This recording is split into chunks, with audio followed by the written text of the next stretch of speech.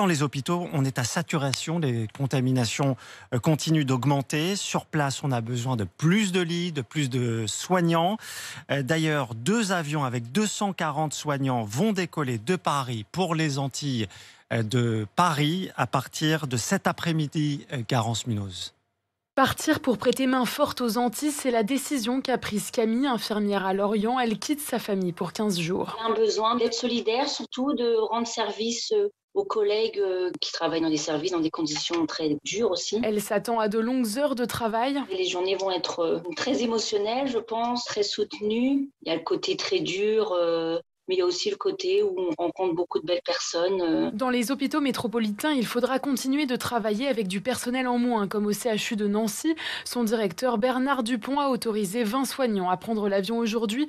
Une décision contraignante mais nécessaire. Envoyer comme ça, par voie de réquisition, des dizaines et des dizaines d'hospitaliers, ça nous met dans l'embarras parce que ça ne facilite toujours pas plus la réorganisation des services. Mais je crois que là, nécessité fait force de loi. C'est à l'honneur des hospitaliers publics de répondre positivement à la demande du gouvernement. Pour ne pas déstabiliser davantage les services hospitaliers, la majorité des soignants partent sur leur congé. Les hôpitaux situés dans les départements en tension, eux, ne sont pas sollicités.